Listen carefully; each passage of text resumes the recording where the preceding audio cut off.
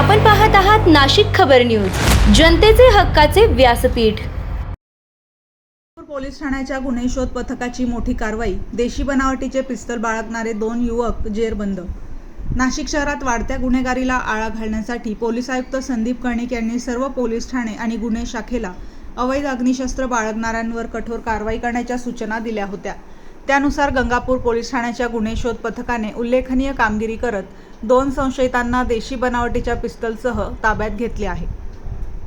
वरिष्ठ पोलीस निरीक्षक अशोक शर्माळे यांच्या मार्गदर्शनाखाली गुन्हे शोध पथक गस्त घालत असताना पोलीस अंमलदार प्रवीण केदारे यांना गुप्त माहिती मिळाली की लोकनेते उत्तमराव कांबळे उद्यान सायकल सर्कल परिसरात एक इसम देशी बनावटीचे पिस्टल विक्रीसाठी येणार आहे। त्यानुसार सहपोलीस निरीक्षक तुषार देवरे, गिरीश महाले, प्रवीण केदारे, तुळशीदास चौधरी आणि गोरख साळुंके यांच्या पथकाने परिसरात सापळा रचला।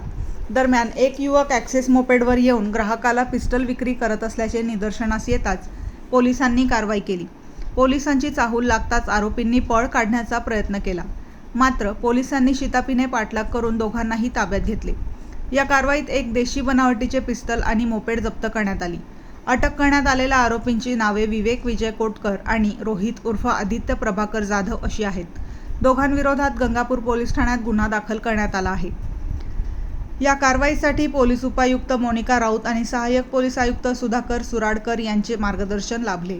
तसेच गिरीश महाले, रवींद्र मोहिते, सुजित जाधव, भागवत थविल, मुकेश गांगुडे, घनश्याम भोय आणि विजय नवले यांनीही या कारवाईत सहभाग घेतला।